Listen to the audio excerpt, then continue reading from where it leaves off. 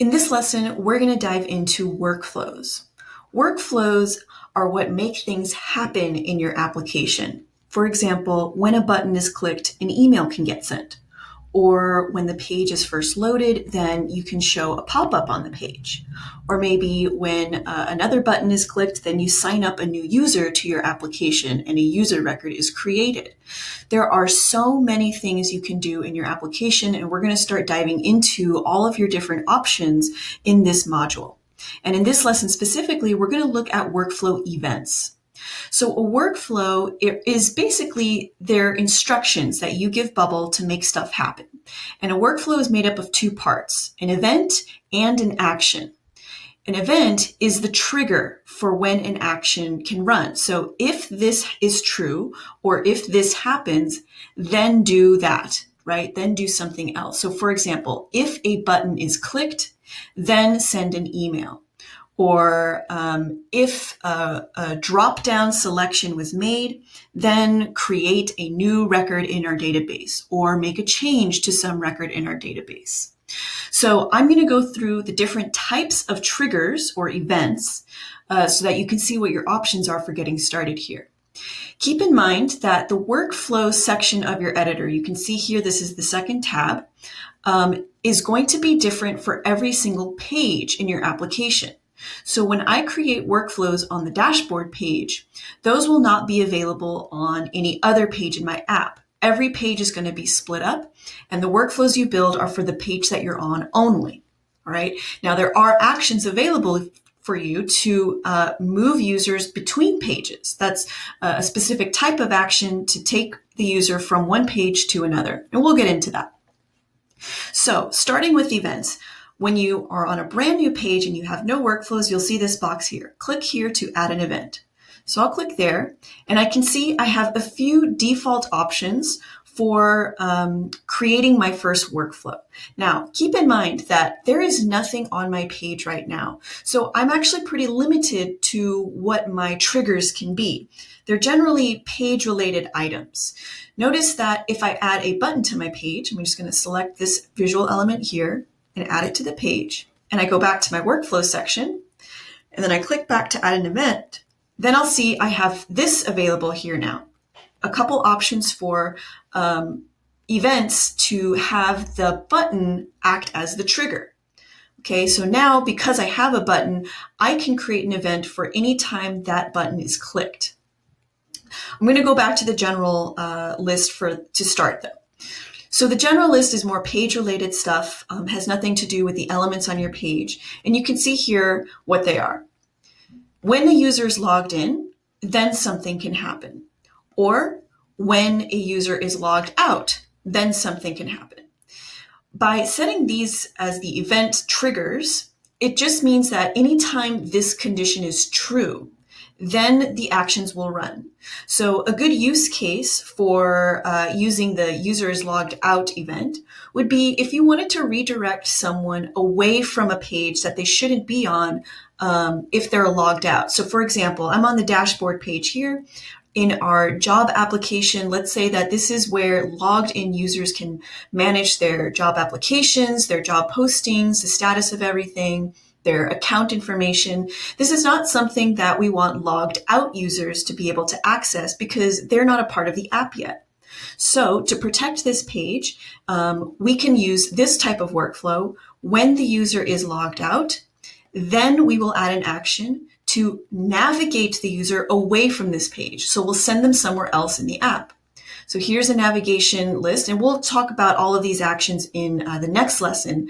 But just to show you an example of why you would want to use this type of event, when this is true, then we will go to a different page in the application, and I will just choose here the index, my home page as an example. Okay, so this means anytime this is true, as soon as the page is loaded and Bubble can see that the user is not logged in, it will automatically send the user to a different page. The user does not have to click on a button. They don't have to wait around for anything. It will just happen automatically. Now, events, they differ in whether the user who's running the page has to do something to make them happen or not. There are some events that will happen automatically based on some condition like this when the user's logged out, or it will only run if the user takes some action. For example, they click a button, or they change a selection in a drop-down, or they check a box. So there are different types of events involving user interaction. Okay, so another general type of event is when the page is loaded. So this is a much more flexible type of event because this will just allow you to run anything to happen as soon as the user lands on the page and it has been loaded. Doesn't matter if they're logged in or if they're logged out, just as soon as the page is loaded, the action will run. Okay, and within a workflow, and remember, a workflow is made up of the event and one or more actions. Within a workflow, you can have a whole sequence of things happening. It doesn't have to be just one. Actually, you can continue to add more and more actions and really build out a more complicated sequence of things happening in the app. So the page is loaded is a really general one. An example of using this one would be when the page is loaded, show a pop-up. If you want the first thing the user to see is a pop-up. Or when the page is loaded, update the user's record to make a change in the database. I've seen a lot of people like to timestamp the last time the user loaded the page as a way to track how often they're visiting or how recently they've last visited. So this would be a really great way to make that happen. As soon as the page is loaded, we would run an action to make a change to a record in the database and update the last time they logged in, which would be a date and time type of value. That's just one example. There are many, many reasons to use this one. This is just kind of a generic one. The next one is do every 5 seconds. So this will allow you to run some sequence of actions on a loop, essentially. So every single 5 seconds, this will run over and over and over again. Now, you can change the interval. The default is 5 seconds, but you can actually change the number. I mean, I could make it happen every 1 second. This would let you create a timer of sorts if you wanted to display like a countdown or a count up type of clock. This would be a great one to create that type of feature, or just in general, anything that you want to happen on some kind of a loop. If you need to check for something in the database to be true or false, if you need to make a change very frequently, this would be a great event to use as well. Now, this does mean that the user has to be on the page. This isn't going to run in the background when the page is closed or the user's on some other page.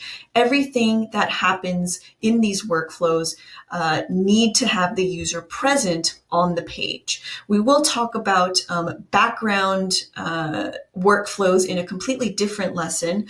That's in a very different section of your application. So just keep in mind that anything you do here, the user will need to be on the page, not only for it to begin running, but also for it to complete.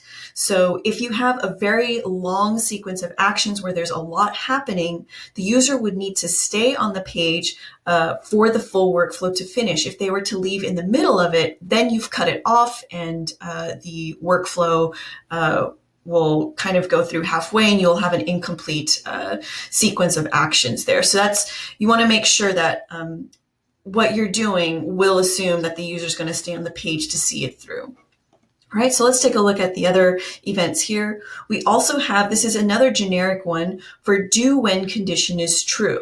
Okay, so you would actually define a condition here in this field right here. We'll talk about event and action conditions a little bit more in a lesson coming up soon, but this particular event is specifically set up to run only when a condition is true. Now, you might think that this event is similar to the page is loaded. The difference, though, is that this will run as soon as the page is loaded. You can add conditions here to the event so that even though the page is loaded, it will only run under a certain circumstance, but this only triggers upon that first page load. Whereas this event, you can actually have it run multiple times within the user's session. So they've loaded the page, a condition is true, and then maybe 5 minutes later, they're still on the page and the condition becomes true again. Usually the conditions will be something related to your database. If some value is changing frequently, or if some elements on the page are being hidden and then shown again, and then hidden and then shown again, you can continue to re-trigger specific actions every time a specific condition is true. So this is another generic type one, but you have a little bit more control over when it runs. And obviously you can see here that you can tell Bubble to only pay attention to this the first time the condition is true, or every single time it's true. And remember, this doesn't need to be triggered as soon as the page is loaded. It can happen, seconds, minutes after the page is loaded, whereas this one will happen immediately after the page is loaded.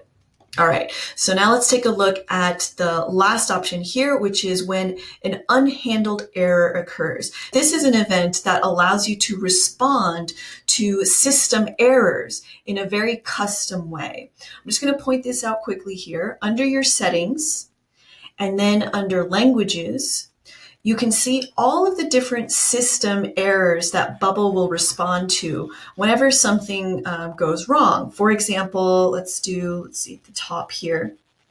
If the user tries to log in and they have forgotten to enter in their password, then Bubble will present a system message that says, please enter a password. And actually this section, you can modify what those messages are.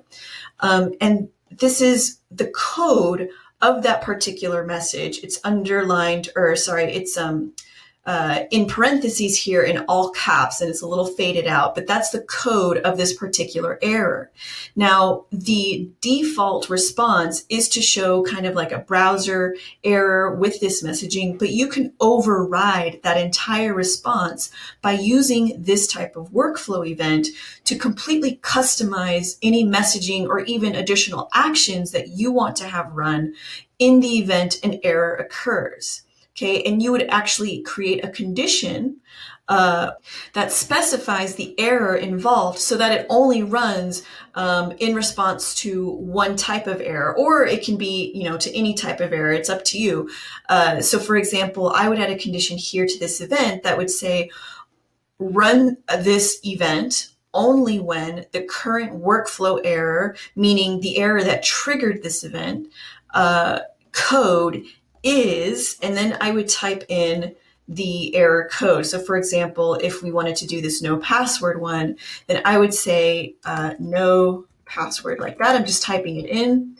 So we would only want the actions to go through if the error that triggered this event is no password. So what I could do here instead is send an email or show a more custom designed pop-up or a more custom designed alert message, and really take over this response with my own designs and behavior. In the next list here, you have your element events. Now, depending on what elements are on the page, you will see different options here. Right now, I only have this button. So my only option related to that element is really when an element is clicked. Okay, and it's going to default to my button because it's the only element on my page. If I had some other element, like another button or even text, anything that's clickable, those will actually become options for the element trigger. Okay, now this is a very popular element workflow event, which is when something is clicked. So you're going to be using this a lot because this is something that the user will actually be able to interact with. They can click one of your elements on the page, and that would trigger some action. For example, sending an email or creating a record in your database.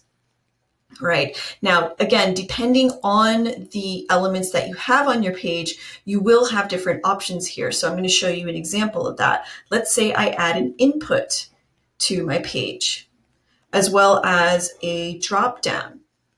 And I'm also going to go ahead and add the map element. Where is it? It's over here somewhere. Over here. Okay, so now I have different types of elements. So I'm going to get different types of workflow events to choose from. So let's go down to elements, and you can see now I have when an input's value is changed. So this is referring to anything that the user can type into, make a selection, basically any of your input elements. And here are the options, the input and also the dropdown. So a change is any interaction with this element. So if the user chooses some option from the dropdown or types something into the input, that could automatically trigger a series of actions. So that's what the event here is going to respond to when an input's value is changed. And this is a change whether there's something in there is a value or if it's changed to become empty. So if you previously had something typed in here and then the user decides to delete that text, that would also trigger a change for the input. Bubble would see it as a change as well.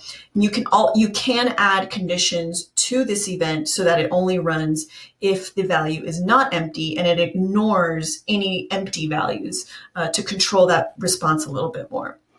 Okay, and also with our map element, you can see that I have a very specific event related to the map. So I can actually run actions when a map marker is clicked. This is a type of event you will see more often when you install plugins into your application, because they're going to have very specific type of elements that can trigger their own things that aren't, generic. The map is a good example of one because maps have markers and no other element is like that. So there's a dedicated event for that particular element. Another example would be a calendar. That is not a built-in element that Bubble has here, but there is a plugin called Full Calendar, which is a free Bubble plugin, which lets you display a list of events, items on a calendar with, date and time. And Bubble will also create a dedicated event for when a calendar's day is clicked or a calendar's event is clicked. So literally the label on the calendar day will be clickable. And you can have actions run as a result of that click. And a really great example of that is if you are, if you're building an appointment type of application, you have a calendar, and clicking on a day or clicking on an event would display more details about that day or that specific event. So just keep in mind that when you install element plugins, that you might have more options here for what can trigger a workflow. So always make sure to check this and see if something's been added and made available for you. The same will actually be true for actions. We'll talk about actions in the very next lesson, but the more plugins you install that are related to new elements that you can add to your app, the more actions you might have available as well. All right, so those are the element events. And then we have custom events, which is a completely blank slate type of event that is usually reserved for triggering from another event, from another workflow. We will go into examples about how to use custom events in another lesson that's later on in the course, because there's lots of different ways to take advantage of this completely blank slate event. You can really create super customized workflows, specifically with timing out the order and the sequence of workflows if you need to kind of trigger a ripple effect of things happening one after the other. We'll talk about this after creating more standard workflows a little bit more so that you're comfortable with the basic workflows first, and then we'll tackle the custom. But now you have an understanding of the types of things that can trigger a workflow to begin with. In general, it's going to be anything that is related to the page or the user's status, and adding in conditions to the workflow events. So these fields down here also let you manipulate the behavior, and you can really customize how these all behave. It won't be just a straight, okay, when the user's logged out, this always happens. You can also add on a condition so that when the user is logged out, And when something else is true, you can run a specific action. So those would be the page-related ones. And then you have your element-related ones, which are going to be very common for you because an application is generally going to have a lot of interaction with your users. And so your users will often be triggering workflows themselves, either when a button or text or something is clicked or some input's value is changed. One thing that I did want to point out is that with the events, you also have the option to disable the entire workflow. So if you check this box, you can see that it grays out just a little bit, so it doesn't go away.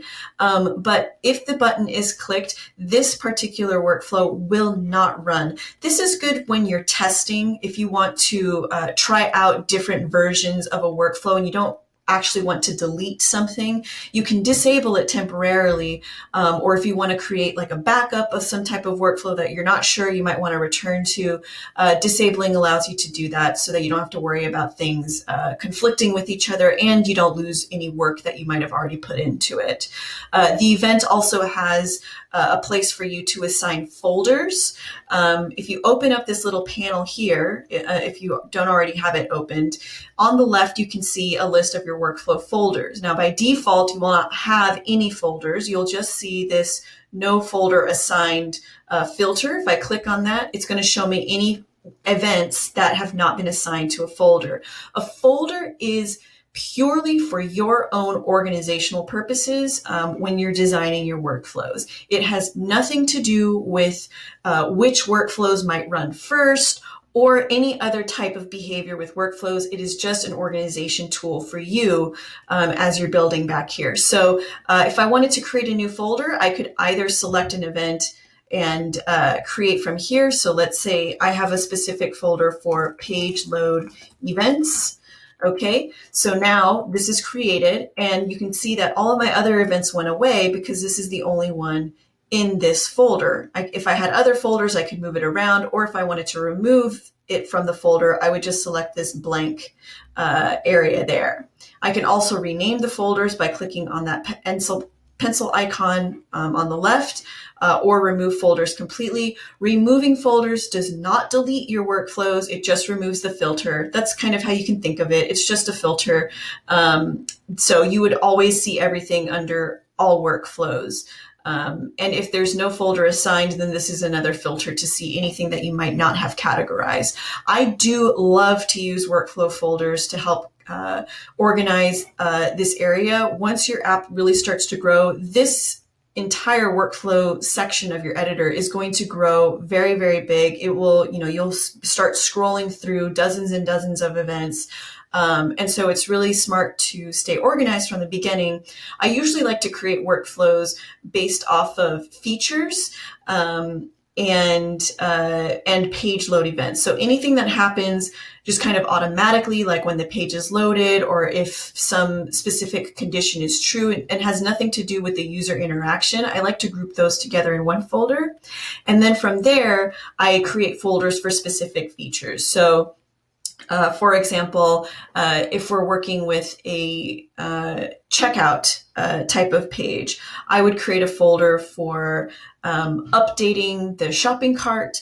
I would create a separate folder for error handling events. I would create a separate folder for processing the payment, just to keep those types of actions grouped together. It's a lot easier for you to find and manage all of the separate events involved when you have them broken up by feature. Of course, it's completely up to you. Whatever makes the most sense for you, do that, because you just want to make things efficient for yourself. And finally, the last little organizational tip that I can give you here for your workflow area is that you can color code your events. So you have this list of colors here. I generally like to make things red if it's a negative workflow. For example, something's about to get deleted, or it's going to show some kind of a warning message. I like to use green for things that are positive or that are kind of final type of submissions. Maybe this is going to create something in the database. And you have other colors here that you can completely choose and assign however you wish. So this was a look at workflow events. In the next lesson, we're going to talk about actions and go through all of the different default actions available to you in your editor.